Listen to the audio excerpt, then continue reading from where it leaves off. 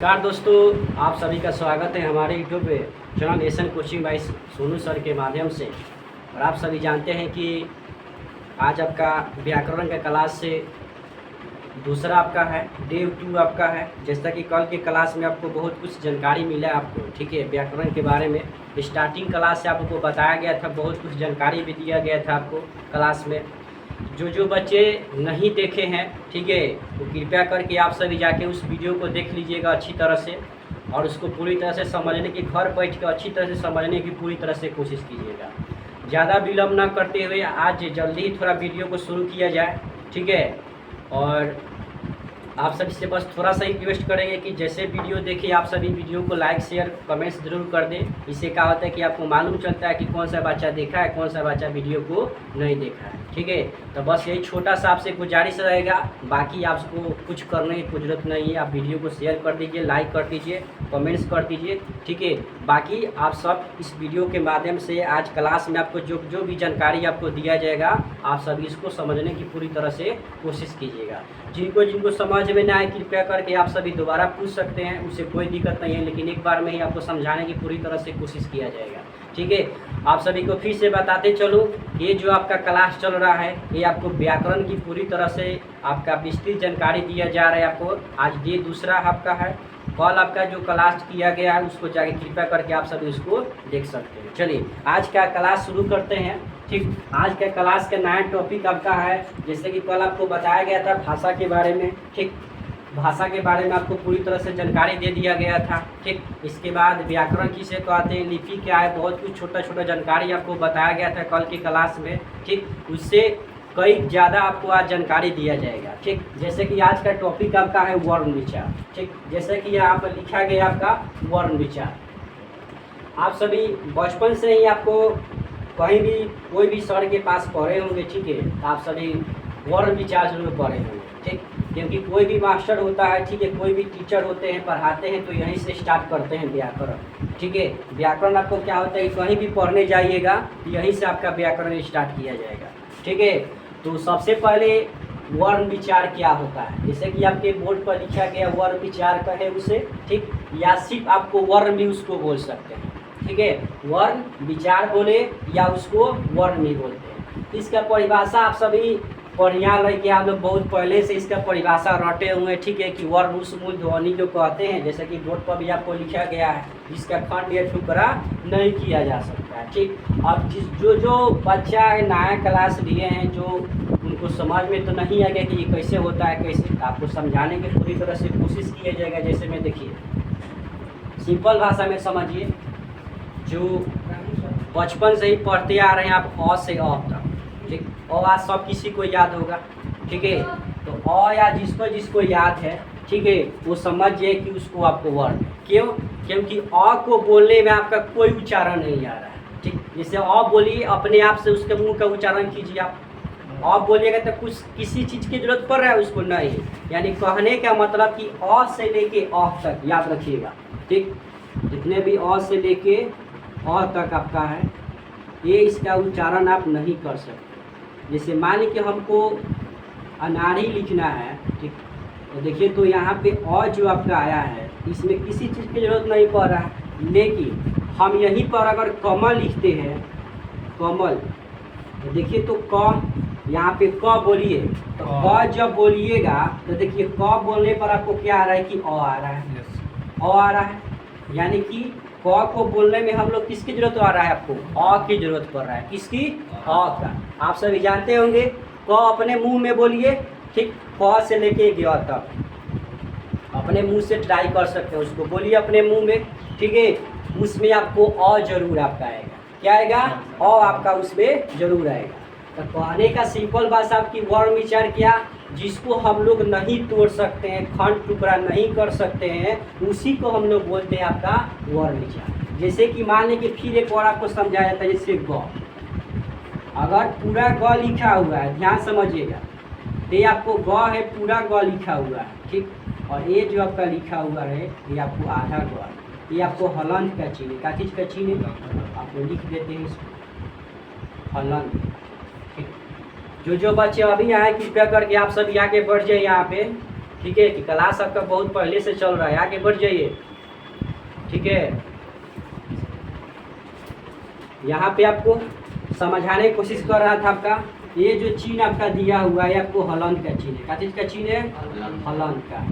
ठीक, हमेशा याद रखिए, कोई भी कहीं भी पढ़िए उससे हमको कोनो मतलब नहीं है। ठीक है, हमको सिर्फ जानकारी आपको अच्छी तरह से देना है। ये जो चिन्ह आपको दिया गया है ये, ठीक, ये आपको उसको हलंत बोलते हैं, याद कर लीजिए। ठीक, हलंत,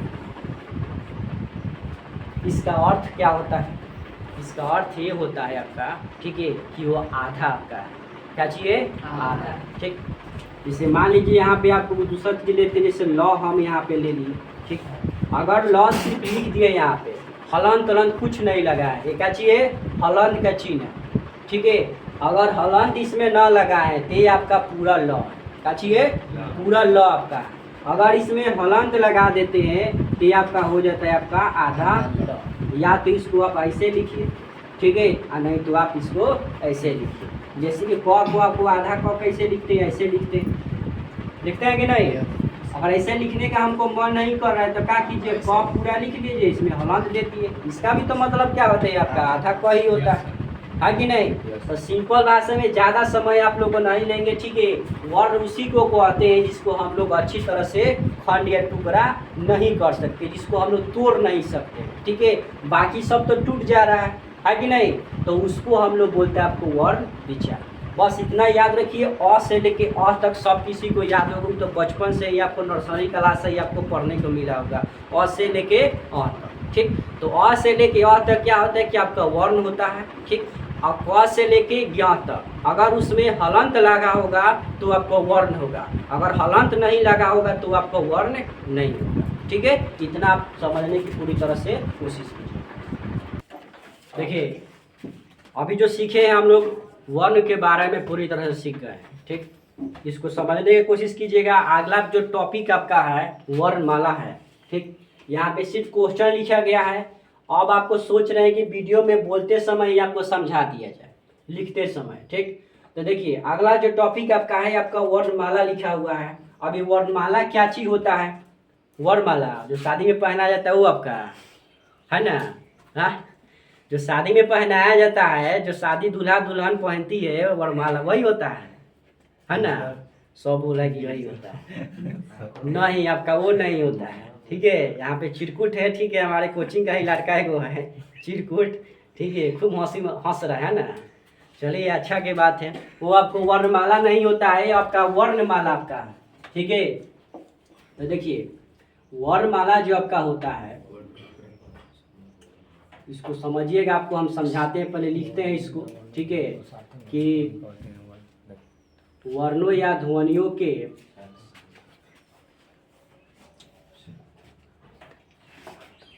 सार्थक मेल को ही वर्णमाला कहते हैं।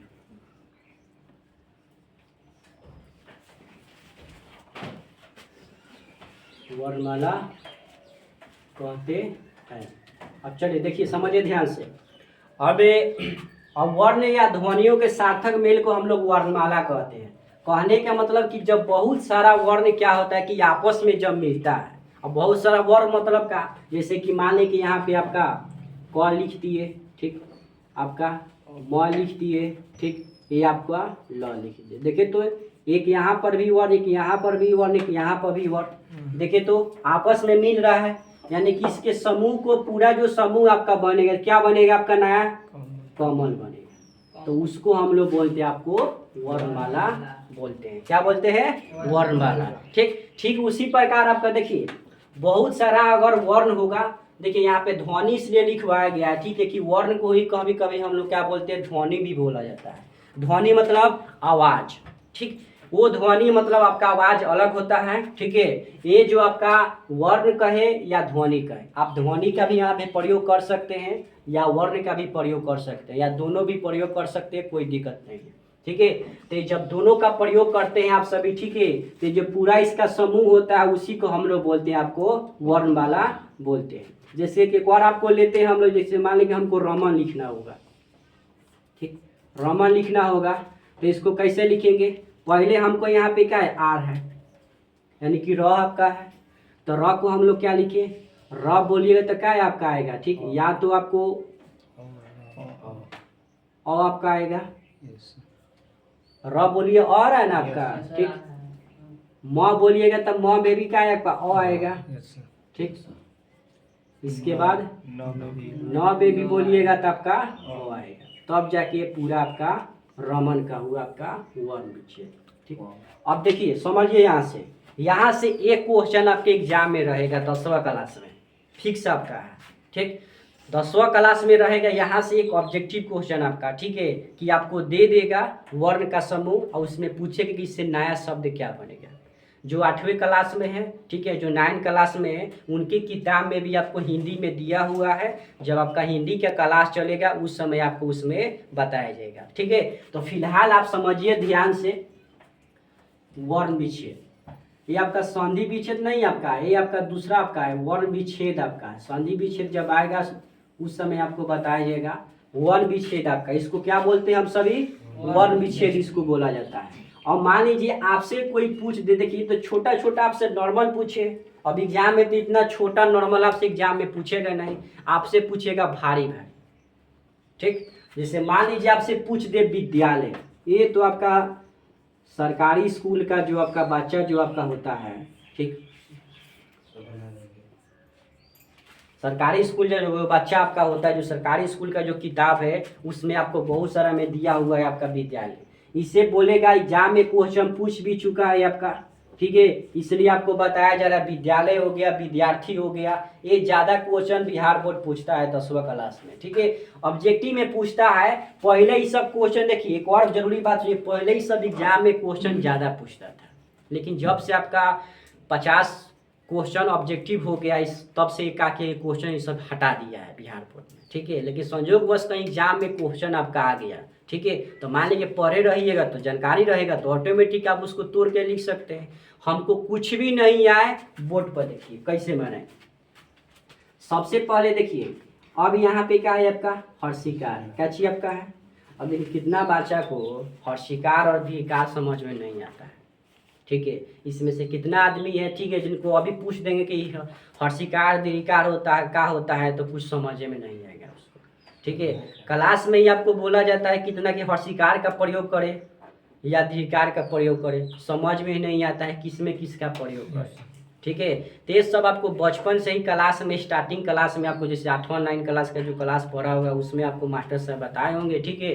नहीं बताए होंगे तो समझिए ध्यान से यहाँ पे, ठीक है। देखिए हमको लिखना है हर्षिकार, ये आपको हर्षिकार, इसका चिन्ह आपका होता है इस प्रकार, ठीक।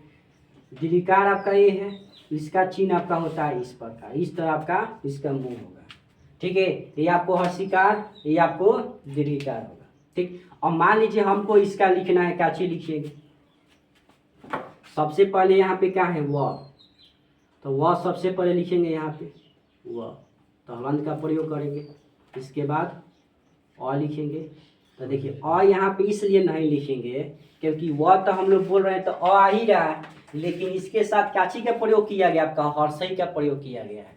किस चीज का, हर्षई का, या यहाँ पे टारकुन बार्जुन का भी प्रयोग कर सकता है, ठीक है। तो इसके वजह से यहाँ पे अ का प्रयोग हम लोग नहीं करेंगे, काची का प्रयोग करेंगे। ये आपको क्या है, हर्षई है, तो यहाँ पे लिखेंगे आपका हर्षई। किसी को दिक्कत है कि कैसे लिखे, दिक्कत नहीं है तो दोबारा पूछ लीजिए फिर से, ठीक है। अगर देखिए हम अभी आपको का कोई भी क्वेश्चन हो उस क्वेश्चन को ध्यान से देखेंगे, ठीक। जैसे कि मान लीजिए यहाँ पे व दिया है,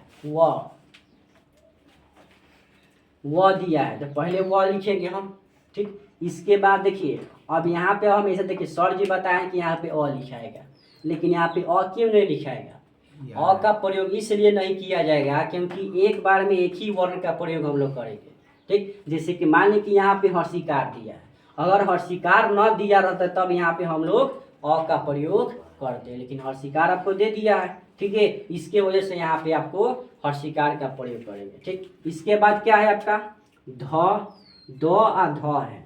देखिए कितना बच्चे को समझ में नहीं आता है, विद्यालय में आपका द ध दोनों लिखा है आपका, ठीक है। इसमें द भी है और इसमें ध भी आपका है, ठीक है। तो देखिए सबसे पहले यहाँ पे लिखेंगे द, इसके बाद अ, इसके बाद ध, इसके बाद आ होगा यहाँ पे, ठीक।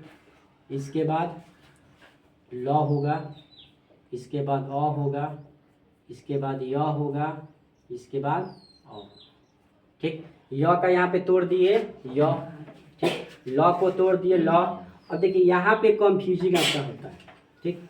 यहाँ पे कंफ्यूजिंग आपका हो रहा है, यहाँ पे द ध कैसे लिख दिए, ठीक है। आप आज़ाद है, नहीं भी लिखने का मन है छोड़ दीजिए। कैसे, जैसे देखिए, और ऐसा हमको लिखने का मन नहीं कर रहा है विद्यालय, तो आप क्या कीजिए, ऐसे लिखिए,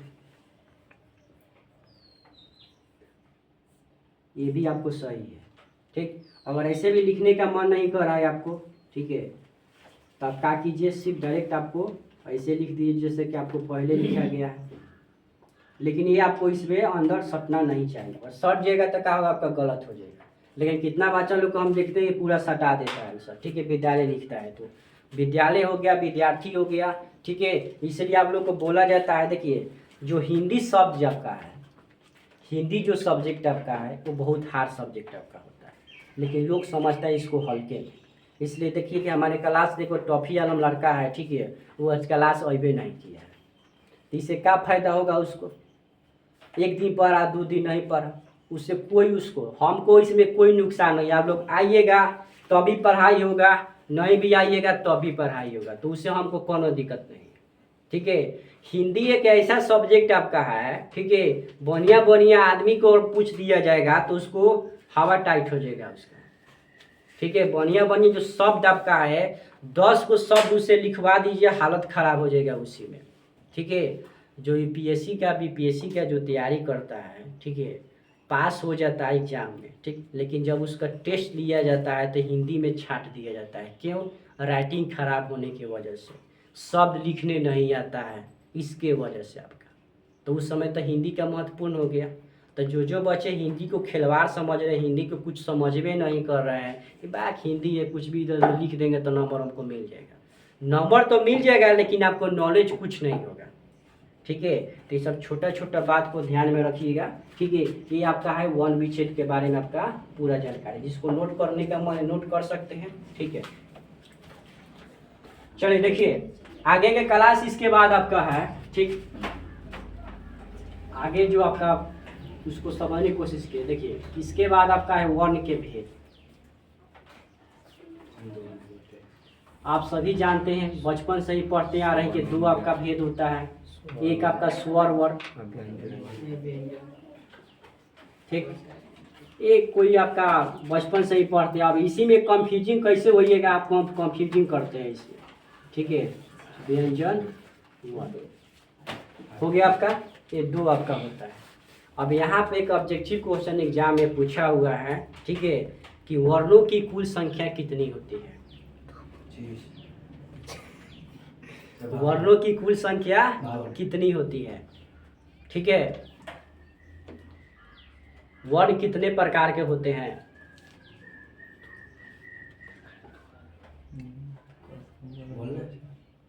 सुनिए ध्यान से, देखिए कोई दिक्कत नहीं, सब जानता है, ठीक है, लेकिन भूल चुका है पढ़ाई, ठीक है।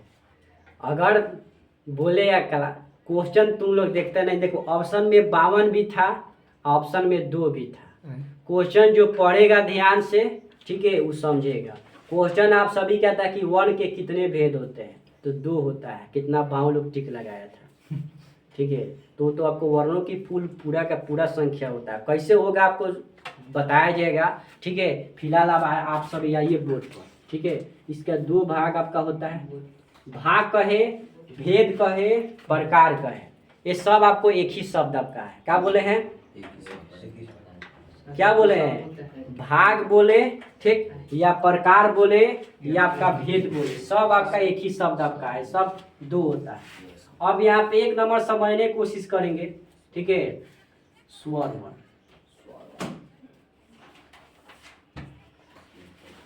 अब यहाँ पे देखिए समझने की कोशिश कीजिएगा, स्वर वर्ण का होता है, कुछ ऐसा वर्ण होता है, ठीक, जिसके उच्चारण में किसी वर्ण की जरूरत आपको नहीं होता है, ठीक। जैसे होता है ना, जैसे मान लें कि आदमी कमाने जाता है, ठीक, तो उसको किसी के ज़रूरतें नहीं आपका होता है, ठीक है, वो अपने काम से काम मतलब रखता है, ठीक है।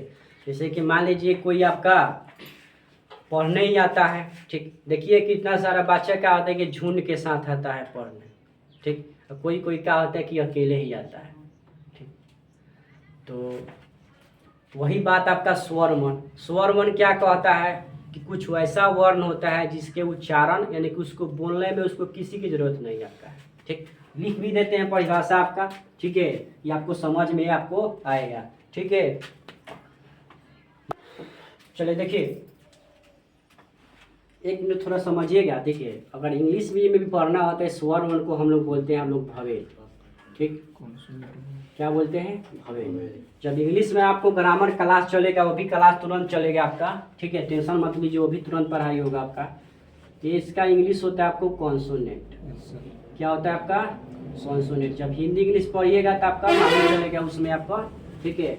चलो देखिए हम लोग यहाँ पे स्वर वर्ण को पहले समझेंगे, स्वर वर्ण क्या होता है। देखिए ये हम अपना परिभाषा लिखवाया गया है कि वैसा वर्ण जिसके उच्चारण में किसी वर्ण की जरूरत नहीं होती है, ठीक। कहने का मतलब कि कोई वर्ण आपका हो गया, ठीक, उस वर्ण को बोलने में, ठीक, या उसके उच्चारण में आपको किसी भी वर्ण की जरूरत न पड़े, ठीक। जैसे मान लीजिए कहने का मतलब कि हमारा कोई काम है, ठीक, तो कोई काम है तो हमारा साथी कर देता है, ठीक। अगर कोई काम को हम अकेला कर रहे हैं, ठीक है, तो उसको हम लोग स्वर वर्ण बोलेंगे, क्या कहेंगे स्वर वर्ण। लेकिन जब उसको किसी और के साथ में प्रयोग कर रहे हैं, मान लें कि कोई काम आपका है, ठीक है, उस काम को 2-4 आदमी के साथ मिलकर काम कर रहे हैं तो आपको व्यंजन वर्ण हो जाएगा। ये आपको परिभाषा समझाया गया है, ठीक।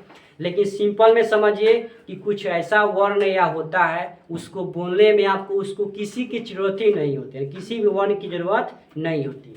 चलिए जैसे में देखिएगा आपका अ से लेके औ तक, यानी कि अ आ हर्षई दीर्घई हर्षो दीर्घ इ ए आई ओ औ यहाँ तक। अब यहाँ से पूछेगी सर दो का हो गया, अभी तो होता है ना जी, आपका होता है अ, ये दो चीज कहाँ के। हम बहुत सारे मास्टर के पास हम भी पढ़े हैं, ठीक है, हम भी बहुत सारे मास्टर के पास व्याकरण पढ़े हैं, ठीक है। जब हम भी पढ़ाई करते थे तो हमको ये मालूम नहीं चला था कि का हो गया, ठीक है। हमको लग रहा है कि शायद उसको चुड़ैल कौन लेके चल गई होगी, है ना। तो देखिए चुड़ैल नहीं लेके गई, ये भूत भी नहीं ले गया है, ये चल गया है दूसरे जगह के पास, यानी कि इसको क्या है, इसको मन नहीं लग रहा था इसके पास, ठीक है, तो ये आपको चल आया है दूसरे किसी के पास चल गया है, ठीक है। मन समझ में आता है ना, लड़का लोग को मन खूब नहीं लग रहा है सावन आपका आया है तो, है कि नहीं। किस लिए पूजा पाठ करने सब लड़की सब जा रही है, उसके साथ पीछे पीछे लड़का लोग भी जा रहा है, दम खूब है सूरज खूब दम कर रहा है, सब लड़का लोग लाइन मार रहा है सब। ऐसा काम मत कीजिए, ठीक है, आप लोग को भी फायदेमंद करेगा। चलिए देखिए अब यहाँ पे एक ऑब्जेक्टिव क्वेश्चन पूछेगा एग्जाम में, अब पूछ चुका भी है, कोई ऐसा कॉम्पिटिटिव एग्जाम न हो जिसमें कि एग्जाम में क्वेश्चन ना आया हो। कॉम्पिटिटिव एग्जाम समझ में आता है काची होता है, आपको कितना बार कल भी आपको पूरा विस्तृत क्लास में आपको जब क्लास स्टार्ट किया गया था तो बताया था। सुन रहा है चीज को ध्यान से, हाँ सुनिए ध्यान से। अब यहाँ पे क्वेश्चन पूछेगा एग्जाम में, इसको याद कर लीजिए, ये आपको क्वेश्चन संस्कृत में भी आ सकता है। संस्कृत समझ में आता है, स्वर वर्णों की संख्या कितनी होती है, ठीक है, स्वर वर्णों की संख्या कितनी होती है, स्वर वर्णों की कुल संख्या, कुल संख्या।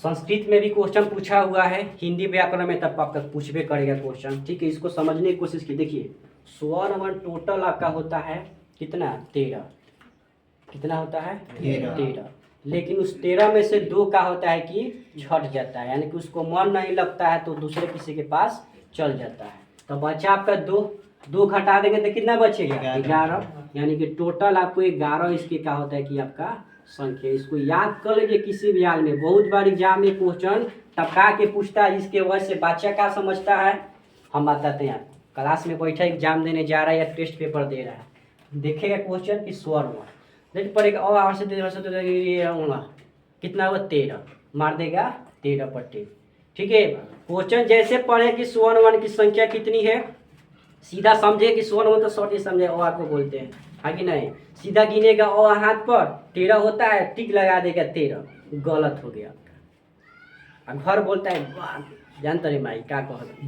खूब लिख के आयल बानी एग्जाम में आपकी पूरा, तू चिंता मत कर, खूब आपकी एग्जाम में लिख के आयल बानी तक आपकी पूरा पास हो जाए इंग्लिश। आज या रिजल्ट आई वही दिन मालूम चले कि जा हम तो फेल हो गए, है कि नहीं। तो देखिए हम ये समझाने की कोशिश कर रहे हैं, बारीकी को समझिए कि हम क्या समझाने की कोशिश कर रहे हैं। स्वर वन जब एग्जाम में क्वेश्चन पूछ दे तो ऑप्शन में 13 भी रहेगा, ये मत समझिए कि नहीं रहेगा, 13 भी रहेगा ऑप्शन में। टोटल संख्या आपका होता है 13, लेकिन उसको दो जो आपका ही और जो होता है इसको हम लोग नहीं गिनते हैं, एक इसमें चल जाता है, ये भी बता देते। ये आपका होता है अयोगवा, आपको लिखवाया भी गया जाएगा, ठीक है, टेंशन मत लीजिए। अयोगवाह में आपका ये चल जाता है। ये बोलता है कि नहीं मैं तुम्हारे साथ रिश्ता कायम कर रखना नहीं चाहूँगा, ये चल जाता है दूसरे किसी के पास, ठीक है, बोले कि हमको जगह दे दो अपने शरण में, ठीक है, हम भी तुम्हारे साथ रहना चाहते हैं।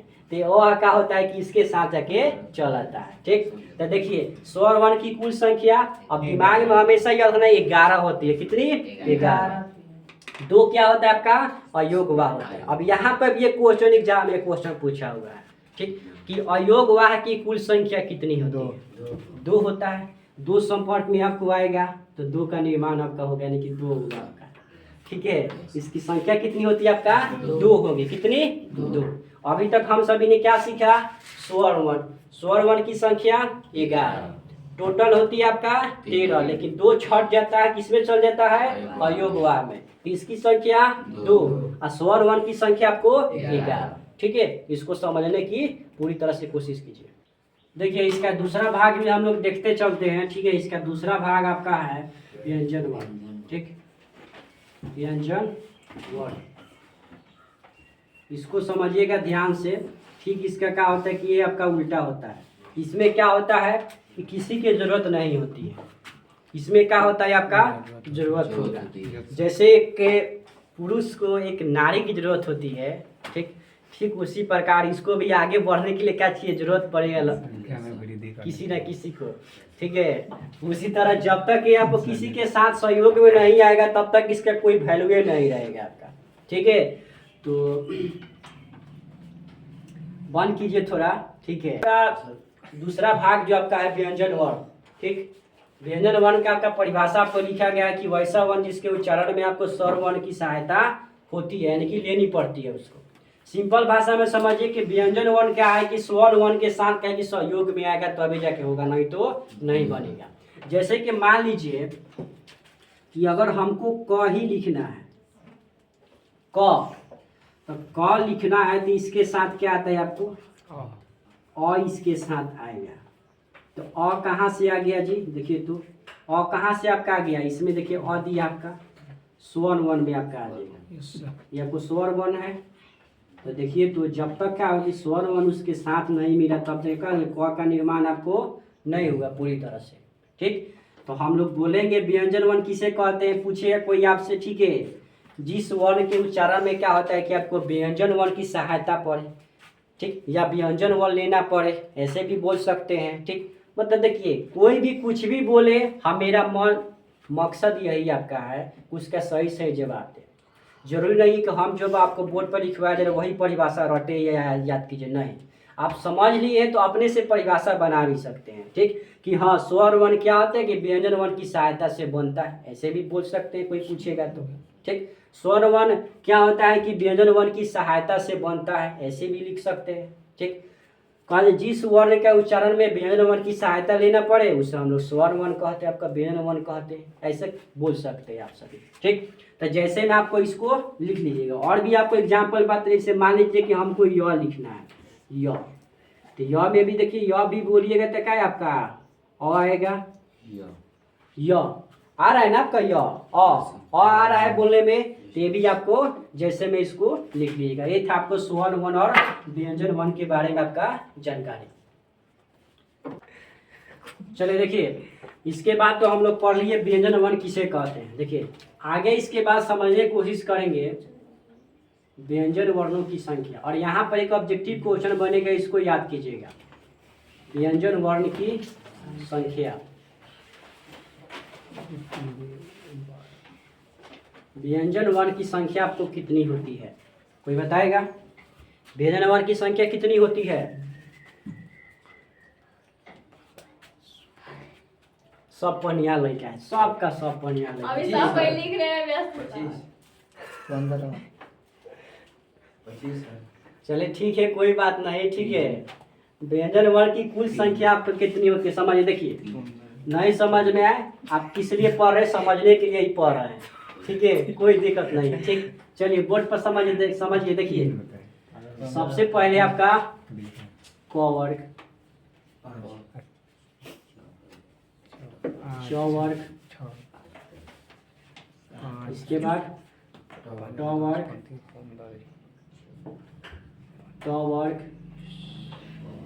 इसके बाद प वर्ग, य र ल व तालाब स मूर्धन्य स दंती स ह।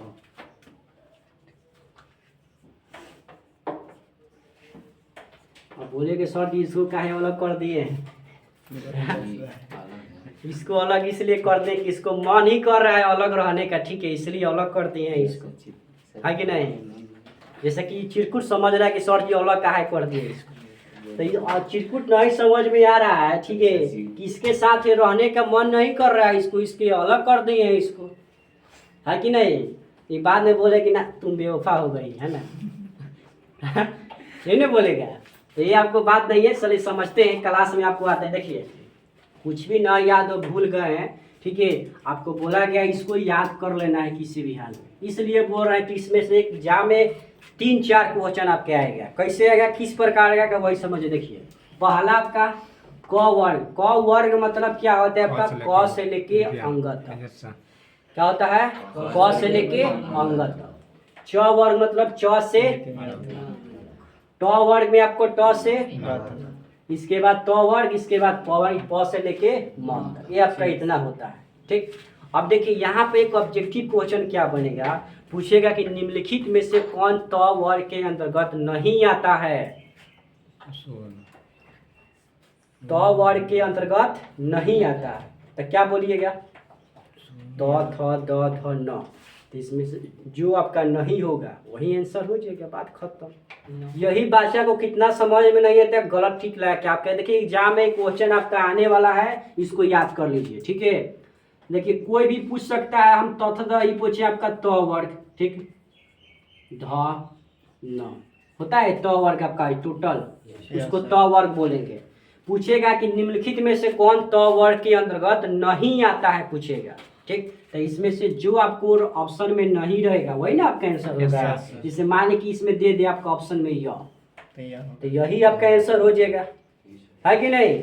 ये आपका हो गया 1 नंबर यहाँ पे ऑब्जेक्टिव क्वेश्चन, ठीक। आगे देखिए, आगे पूछेगा व्यंजन वर्ण की हम लोग संख्या टोटल हम देख रहे हैं कि कितना होता है, ये अभी तक सर जी नहीं बताए क्यों।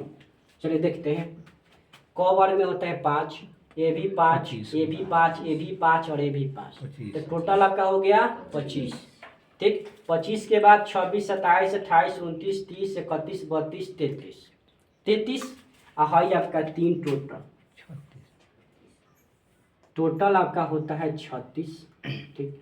लेकिन इसमें से हम लोग क्या करते हैं, 3 को माइनस कर देते हैं, तो बचा आपका टोटल 33, तो आपका 33 टोटल आपका होता है। अब 3 कहाँ चल जाता है, तो 3 जो चल जाता है आपको, ये आपको संयुक्ताक्षर शब्द इसको बोला जाता है। क्या बोला जाता है?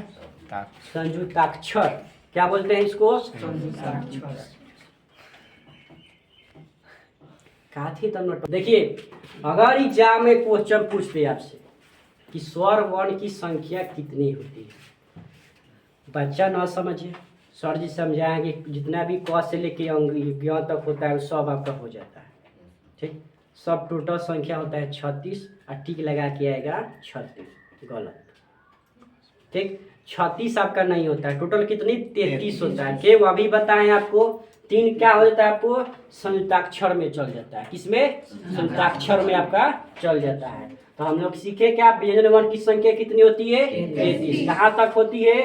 क से लेके ह तक। और 6 तरह यह 3 आपको होता है संयुक्ताक्षर। यहाँ पे भी एक ऑब्जेक्टिव क्वेश्चन बना, ठीक, आपको बोला गया था 2 ऑब्जेक्टिव क्वेश्चन यहाँ पे, अब तीसरा आपका ऑब्जेक्टिव क्वेश्चन यहाँ पे, ठीक। तो संयुक्ताक्षर की संख्या कितनी होती है? 3 आपका होती है। 2 3 मत कीजिए, 3 डायरेक्ट बोलिए क्यों। और 6 तरह ज्ञ, यही आपको क्या होता है कि संयुक्ताक्षर में आपका होता है, ठीक है। ये था आपका स्वर वर्ण व्यंजन वर्ण के बारे में अभी जानकारी। अभी सबर कीजिए, अभी और भी अभी इसमें है, ठीक है। अब यहाँ पे पढ़ेंगे स्वर वर्ण के भाग, उसका होता है 5, ठीक है। अब 5 में से हर साल एग्जाम में क्वेश्चन न आने का सवाल ही पैदा नहीं होता है व्याकरण में, ऑब्जेक्टिव क्वेश्चन में, ठीक है। तो फिलहाल इतना भी कंप्लीट कीजिए, समझने की कोशिश कीजिए, ठीक है। इसके बाद आपको आगे बताते हैं। देखिए आगे इसके बाद टॉपिक आपका है, ठीक, स्वर वर्ण अभी पढ़े हैं, ठीक है। लेकिन अब इसका भेद पढ़े, यानी कि इसका प्रकार पढ़े, एक स्वर वर्ण के भेद और प्रकार आपको कितना होता है, ठीक। जाहिर सी बात है, देखिए स्वर वर्ण आपका होता है 3 प्रकार का, ठीक। लेकिन पुराने जब किताब में देखिएगा, पतला वाला किताब में व्याकरण का, तो उसमें आपको सिर्फ 2 ही दिया हुआ है। कितने? 2 दिया है। लेकिन मान लीजिए कि अगर आपसे किताब में क्वेश्चन पूछ दे आपसे कि स्वर वर्ण कितने प्रकार के होते हैं, ठीक, तो आपको 3 प्रकार ही जवाब दे, क्योंकि नया जो मोटा वाला जो आपका किताब है उसमें 3 दिया हुआ है, ठीक। तो एक बच्चा बोल रहा है कि सर जी आप किताब से देख के पढ़ा रहे हैं, क्यों?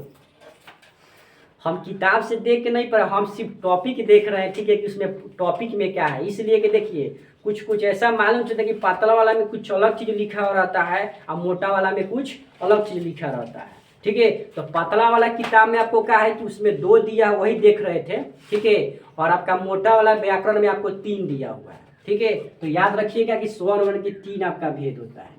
पहला आपका होता है ह्रस्व स्वर, ह्रस्व स्वर।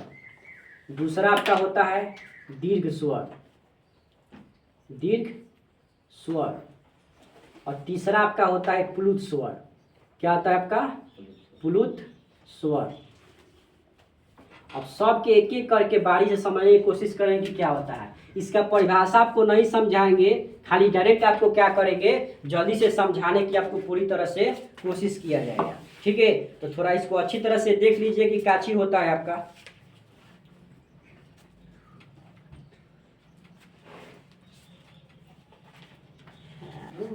चलिए देखिए, अब यहाँ पे समझिए, बारी बारी से सब के बारे में समझेंगे, ठीक है, कि क्या क्या होता है। देखिए पहला आपका है ह्रस्व स्वर। अब ह्रस्व स्वर कहने से मतलब क्या कि ये हंसी वाला स्वर नहीं है आपका, ठीक है, हंसने वाला स्वर नहीं है। इसके मतलब होता है कि वैसा वर्ण जिसको बोलने में हमको क्या करे, कम समय लगे। क्या चीज? कम समय लगे। आपको परिभाषा नहीं लिखवाइएगा, खाली समझने की कोशिश कीजिए, ठीक है। ह्रस्व स्वर क्या होता है? वैसा स्वर वर्ण जिसको बोलने में हमें कम समय लगता है। कम समय, जैसे मान लीजिए देखिए अ बोलिए तो अ में आपको कम समय लगेगा, लेकिन वही आ बोलिए, आ थोड़ा ज्यादा समय लग रहा है आपको, है कि नहीं। उसी तरह आपको हर्षई बोलिए आ दीर्घई बोले थोड़ा ज्यादा दम लगाना पड़ रहा है कि नहीं। तो आपको समझने की कोशिश कि ह्रस्व स्वर में आपको कम समय लगाना पड़ता है, कम दम लगाना पड़ता है, ठीक। और दीर्घ स्वर में उससे थोड़ा सा ज्यादा दम लगाना पड़ता है, यानी कि ज्यादा आपको समय लगता है बोलने में, ठीक। और तीसरा आपको प्लुत स्वर, दोनों से ज्यादा जिसमें दम लगता है उसको हम लोग प्लुत स्वर कहते हैं। ये आपका परिभाषा हो गया। अब थोड़ा इसको समझ लेते हैं अच्छी तरह से, ठीक है।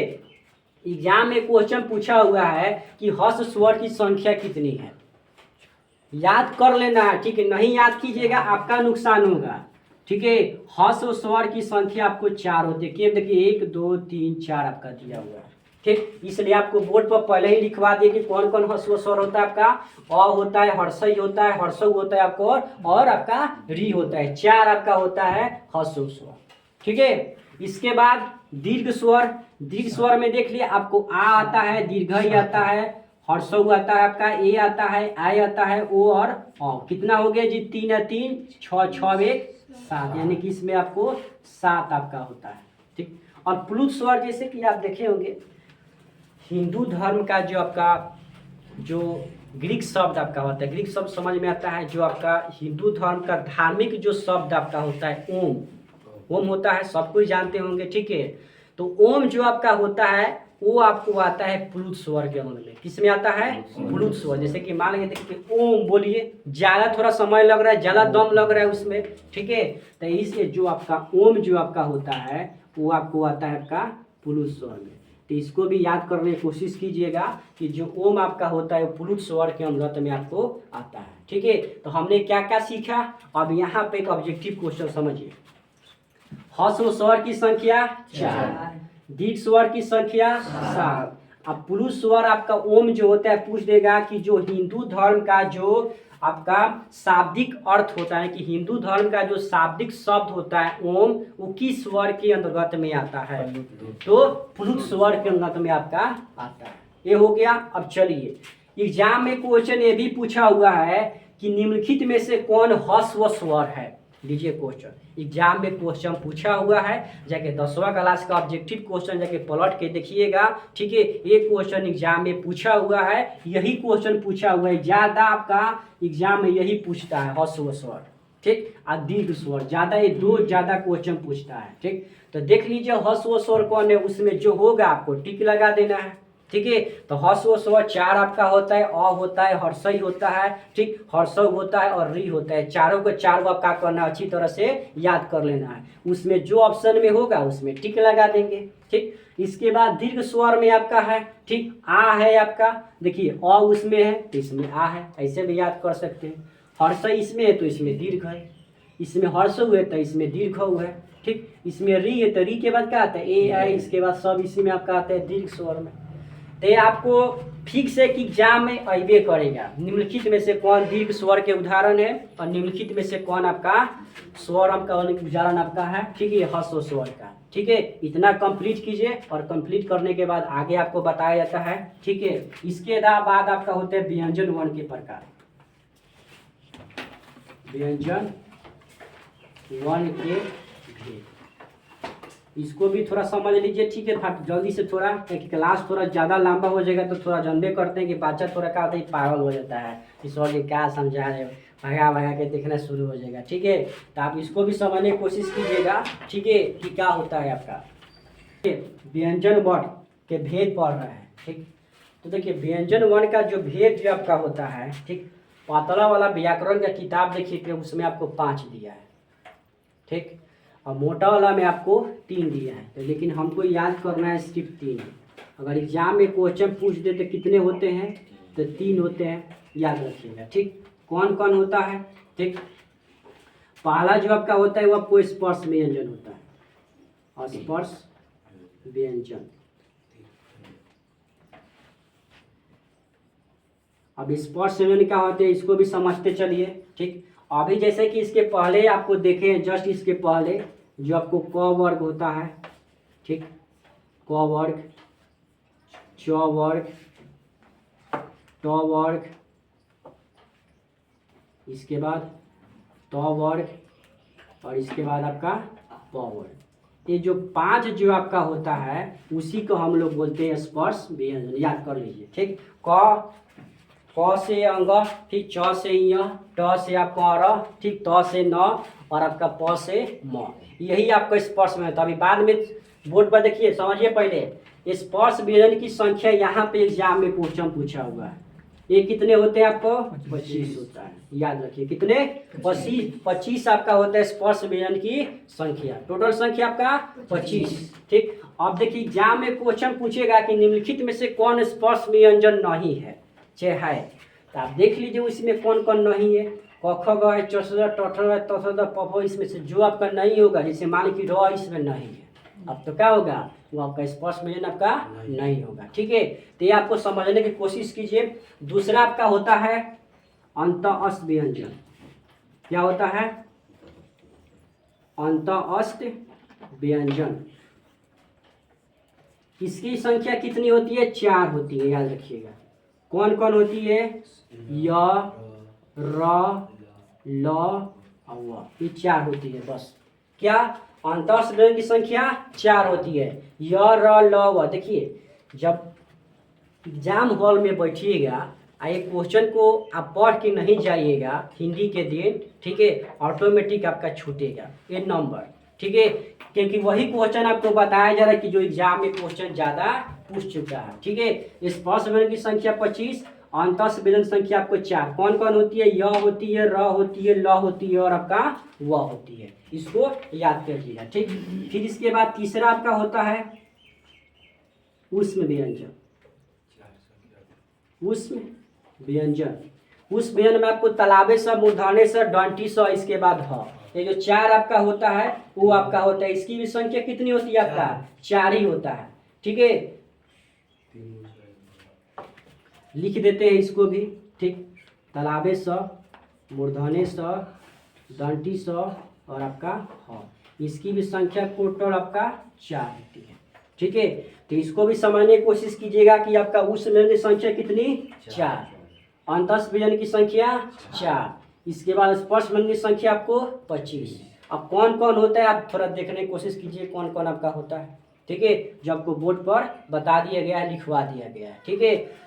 इसको याद कर लेना है, यहाँ तक नहीं याद कीजिएगा आपका नुकसान होगा, आपका छूटेगा, ठीक है। हमारा फर्ज इतना है कि इसको बता देना अच्छी तरह से, और अच्छी तरह से अगर इसको आप नहीं याद कीजिएगा आपका नुकसान होगा, ठीक है। तो ये था आपका आज का क्लास, ठीक है। व्याकरण का आज दूसरा दिन क्लास था आपका, ठीक है, जो आपको इतना सारा जानकारी आपको दिया गया है, ठीक है। अंत में आपको वीडियो के अंत में आपसे यही रिक्वेस्ट करेंगे, ठीक है, कि वीडियो अगर अच्छी लगी हो तो हमारे चैनल को सब्सक्राइब कर दीजिएगा, लाइक कर दीजिएगा, कमेंट शेयर जरूर कीजिए अपने दोस्तों के पास, ठीक है। और खासकर उस दोस्त के पास शेयर कीजिए जो आप कोई कॉम्पिटिटिव एग्जाम की तैयारी कर रहे हैं, ठीक है, उनको कुछ भी व्याकरण नहीं आता है, ठीक है। तो हमारे क्लास से जुड़िए, ठीक है, और शुरू से व्याकरण सीखने का मौका आप लीजिए, ठीक है।